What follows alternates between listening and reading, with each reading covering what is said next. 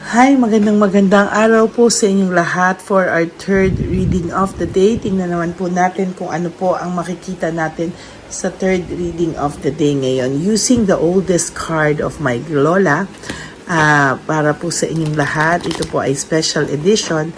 So, tingnan po natin sa third reading of the day, ano po ang makikita natin, at ano po ang makikita natin dito at ano po ang mensahe nito para sa inyo, no? Ngayong araw na ito. Medyo maingat lang po akong magbalasa dahil ito pong cards na to ay medyo marupok na, no? At matanda pa po ito sa akin, at lalong matanda pa po ito sa lola ko, no? Pinamana lang po ito sa kanya ng lola niya at pinamana niya sa akin. So ito po ay medyo marupok na po kung sa lahat ng marupok, no? Kasing rupok mo na po ito. Third reading for the day. Tingnan po natin kung ano po ang makikita natin. Pili muna po tayo ng 10. No? Tingnan po natin kung ano po ang mapipili nating 10 baraha ngayon. 1, 2, 3, 4, 5, 6, 7, 8, 9, 10. Okay? I-reshuffle po natin ulit, no? Kasi gusto kong tingnan kung ano po ang makikita ko talaga ngayon, Sabi ko po sa inyo, huwag niyo po i-skip ang energy na to. Huwag niyo po i-skip ang pagbabalasa or kung ano man po habang ako ay nagsasalita. Dahil akala niyo na po gaganto ko, pero ako po ay kumukuha ng energy sa taong binabasahan ko po ngayon.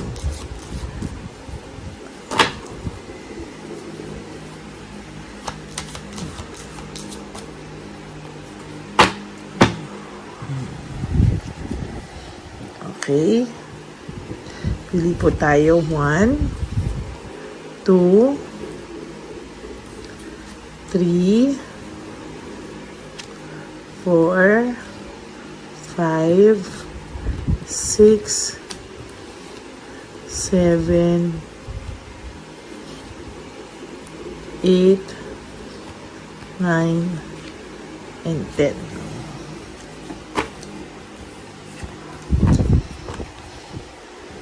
Okay.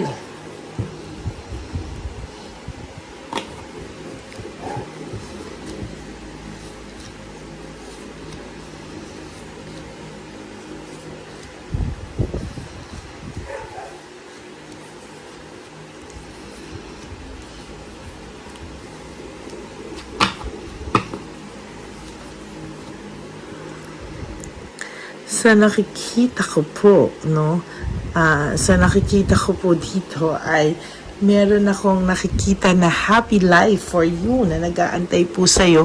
Ngunit, para po sa mga tao, lying above the purse, para po sa mga taong nagsinungaling sa'yo, ay at naging immoral, Yung mga tao nagsinungaling sa iyo at naging immoral po sila at nagsinungaling sa iyo, ay hindi po siya parang matatahimik pa, Nako, ito po, Lion, bad news po 'yan sa kanila, For some of you, kung akala mo po na itong taong ito ay titigilan ka na po o hindi na po sa iyo magpaparamdam, sorry po, pero hindi po ito mangyayari. Ito pong taong to ay matagalan man po, pero ito po ay babalik at magpaparamdam sa iyo whether you like it or not po, Saka gusto mo man o ayaw mo man, ang taong ito ay babalik at magpaparamdam sa iyo, Lagi ka po nitong ini-stalk, lagi ka po nitong tinatanong-tanong, lagi po itong nagtatanong sa mga pwedeng malalapit sa iyo or sa mga tao na may connection sa inyong dalawa, na nagtatanong po siya kung kamusta ka, kung ano daw po ang nangyayari, At sa nakikita ko po ay patuloy po itong kakatok-katok sa iyo, at sa ayaw man at sa gusto mo, ito po ay magpapapansin pa din sa'yo, no? Lalo na po, pag nakita niya po na ikaw ay masaya na ikaw po ay nakaka-recover na may happiness na, may new hopes, at talagang hindi ka na po nalulungkot sa kanya, no? Ikaw po ay, siya naman po ay magkakaroon ng dark side of clouds, no? Siya po ay it's the other way around, no? Siya po ay malulungkot, no? Hindi niya po hahayaan na ikaw ay makaalis sa kanya, no? Marami pa po kayong tatahakin, hindi pa po ito katapusan, no? I'm sorry, pero siya po ay laging magpaparamdam pa din sa iyo, maybe sa ibang tao, maybe sa social media, no? Hindi ka po nito tatantanan at talagang mag-i-stalk at mag-i-stalk po siya sa iyo at mag-i-speculate po siya ng kung ano-ano dahil hindi ka naman po niya totally nakakausap for some of you, no? Ito pong taong to ay medyo malihim talaga, oh. Pero hindi mo po alam, ikaw po ay ini-stalk nitong taong ito, no? Talaga pong hindi po siya papayag na ikaw ay malayo sa kanya, no? Hindi po siya mapayag magpalayo sa kanya. Talagang babalik at babalik po ito. Magpaparamdam at pagpaparamdam po siya sa iyo sa 2025 whether you like it or not, no? Kung inaakala mo po talaga ay nakamove on na siya sa iyo, may sarili na siyang buhay, no, itong taong to kahit ano mangyari magpaparamdam sa iyo ito at hindi po ito mananahimik ng isang buong taon. I'm sorry.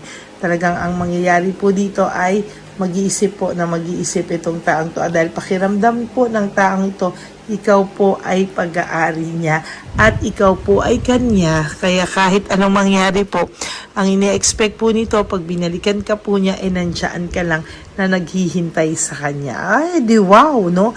Diyos ko, New Year na New Year, papainitin ito ang ulo ko. No?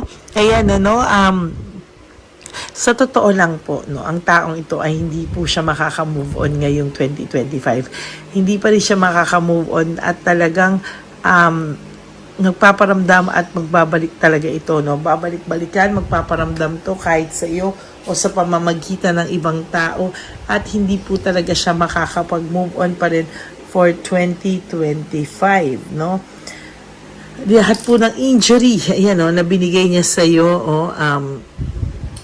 kasi lumaki po ang ulo nito, no? Talagang pinalaki mo po ang ulo nito, kaya nabigyan ka po ng sobrang injury sa iyong puso, no? Na talagang malalim po, talaga malalim at nagkaroon po siya talaga ng infidelity, no? Pasensya na po kayo sa mga katabi ko, mga puyat at naghihilik, no?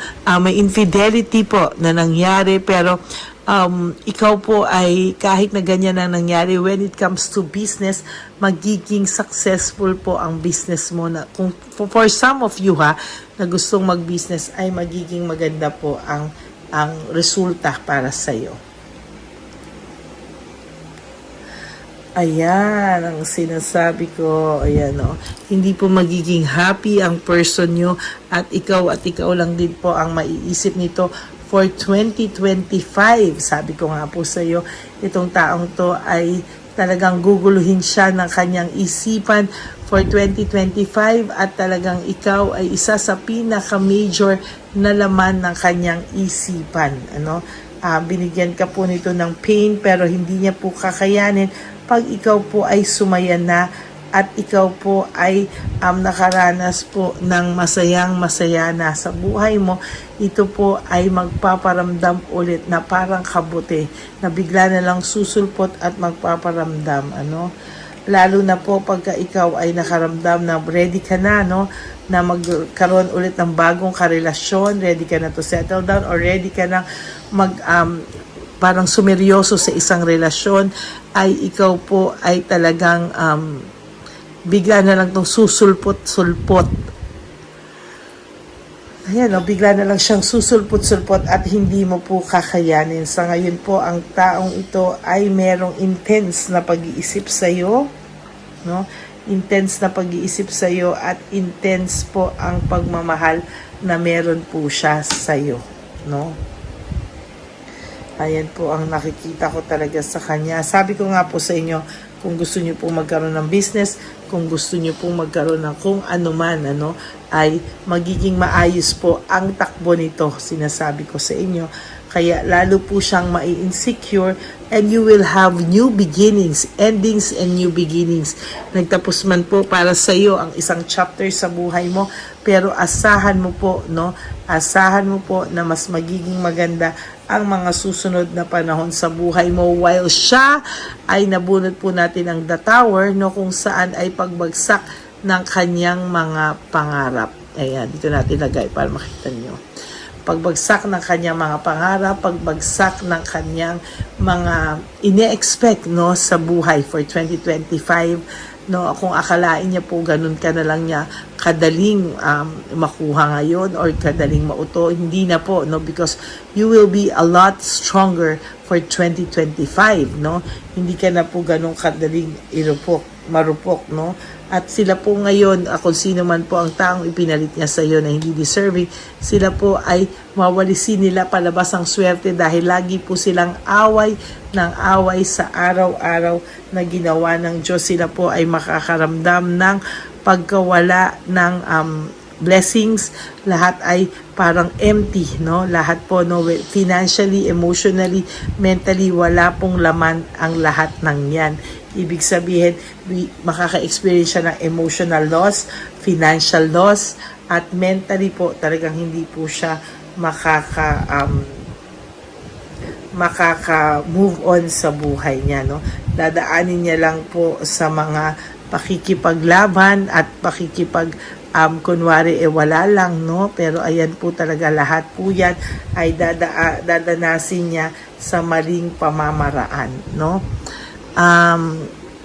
marami pong abundance na mangyayari sa iyo, marami pong magandang bagay na mangyayari sa buhay mo for 2025, kapalit po ng malungkot na mga pangyayari sa buhay niya, marami pa po siyang dadaanan bago niya po ito ma-realize lahat ng kailangan niyang itama sa buhay niya. Pero isa lang po ang sasabihin ko sa inyo, na itong 2025, itong taong pong ito ay hindi mananahimik at magpaparamdam pa po. Lalo na po siyang maghihirap kakaisip sa iyo at hindi niya po alam kung anong gagawin niya dahil po sa damage or laki ng damage na binigay niya sa buhay mo, siya po ay malulungkot ng tuluyan.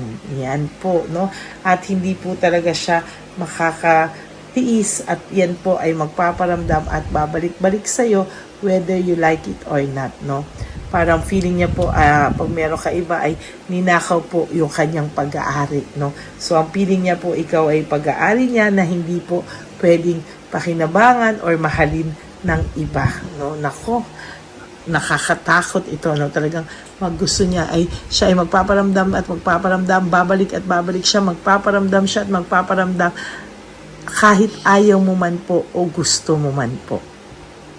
Yan po ang inyong third reading of the day. Napakaganda po, Simulan natin sa first reading, sa second reading, at ngayon itong third reading ay grabe din po ang kilabot ko, Lalo na using this old tarot cards ng aking lola, Wala po kayong makikitang anyone na may ganito kalumang baraha, Nagpupunit-punit na nga po dahil talagang bata pa po ang lola ko ng kanyang makita ang ganito. Ito po yung mga tarot cards nung araw. Ganito po ang itsura ng mga tarot cards nung araw. Yan, okay? So that is your third reading for the day.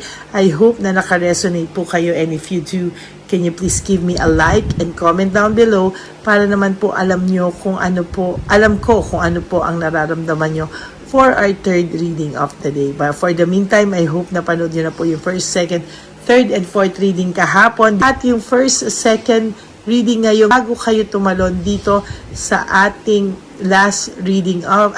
third reading of the day, at ang last reading po mamaya, I hope na maka-resonate po kayo lahat at maramdaman nyo po yung energy natin pag ginawa nyo po yan. Okay? So maraming salamat po. For those of you who would like to have a private reading with me, You can message me po sa aking official and only legit FB and Messenger account, ang Lady Lee Elena, that's Ladyly Elena. So yan po ay nasa pinakadulo ng ating video. Diyan nyo lang po ako mako-contact. That's my only official and legit FB account. Bago po yan, nilabas ko naman po ang fake account ng Lady Elena kung saan itong taong to ay nag-hack ng dollars at nanghihingi ng dollars through PayPal account at nagsisend ng link kung gusto nyo daw akong makita, etc. Pero yan po ay kalokohan. Hindi po yan totoo. Okay? Bigla na lang po niyang mahahack ang inyong mga telepono pag yan po ay inyong clinic. So, think before you click, ang sabi nga po ni Pia, no? Okay. And sa akin naman po mga ever loyal, solid, and faithful na Lady Elena family, I love you all from the bottom of my heart. Mahal na mahal ko po kayo. And maraming salamat po sa lahat ng inyong suporta. Maraming salamat po sa inyong lahat. And God bless you from the bottom of my heart. And ang sabi ko nga po sa inyo, no, ay huwag nyo muna pong daanin sa galit ang lahat na ngayon. Kayo po ay mag-enjoy, just live for today. You do 3 things that will make you happy for today. Prioritize yourself. This is the time when you can start to prioritize yourself po. Be grateful that you are still alive and that you have the second chance para po matama ang lahat ng mga maling nagawa nyo sa inyong sarili. And third is to enjoy life. Have a balanced life. Enjoy life. At kalimutan nyo muna po yung mga nagtaong nagpasakit sa inyo. You really have to love yourself because self-love is still the best love of all. Yan. Maraming salamat po sa inyong lahat. Isipin nyo po that life is so short. Don't make it shorter by stressing yourself from all the pains and heartaches na binigay sa inyo na kahapon. Just surrender everything to the divine universe and just let go and let God write your life and love story. I will be back for another set of reading. Huwag po kayong malulungkot. Ako po ay magbabalik para po sa last and bonus reading for today. Okay? Marami pong salamat. God bless you and I love you all from the bottom of my heart. And thank you po. I love you all and God bless you po. Bye! Okay, update po, may nagpanggap pong subscriber natin na siya po ay magpapahula sa fake na Lady Elena, kaya ayan hinihingan po siya ng $80 at ang cell po niya ay nabigay at nakuha. Ang pangalan niya po sa cell ay Julian Albert, no? Siya po ay may cell account din, kaya mag-iingat po kayo. Ayan po, no, kung sino man po yung scammer na Julian Albert na yan, no, iinsensuhan po natin yan para siya po ay makonsensya. Kung wala man po siyang konsensya, at least po bumalik sa kanya lahat po ng kanyang ginagawa at maling-mali po yan, ano. Basahin niyo po lahat yan, makikita niyo po, ayan po ang cell number niya at Julian Albert na yan, ano, para po talagang mai-report din po natin yan na siya ay gumagamit ng cell account na Julian Albert. Mag-ingat po kayo. Ayan po yung number niya. Ayan po yung pangalan niya. Huwag po kayong magpauto. Nakita nyo naman po, no, napakalayo po ng pangalan ko sa pangalan ng pinagsisendan nyo po ng account o ng pera. Kaya mag-ingat po kayo at beware sa scammer na to. At talagang ayan po, pinost ko po ang kanyang pangalan dito para maging babala po sa inyong lahat. Maraming salamat po. At mag-ingat po kayo, paki-report po ang page na yan, ang messenger niya na Lady Elena. Maraming salamat po and God bless you all. Ayan, sa susunod po makikita niyo yung account niya na i-report niyo. Salamat po na marami. Magandang gabi po ulit sa inyong lahat. Ako po ay muling nagpapaalala sa inyo na mayroon pong lumalabas sa FB at Messenger account na fake account po, no, nang hihingi po ng $25 through PayPal at hindi po yan totoo. Huwag po kayong maniwala dyan. At pag sinabi mo po na gusto ko pong marinig ang boses nyo or makita kayo, ang sasabihin po ay magbibigay kami ng link. Buksan mo yan at pagkatapos ay makikita mo ako. Huwag po kayong maniniwala dahil yan po ay hindi totoo.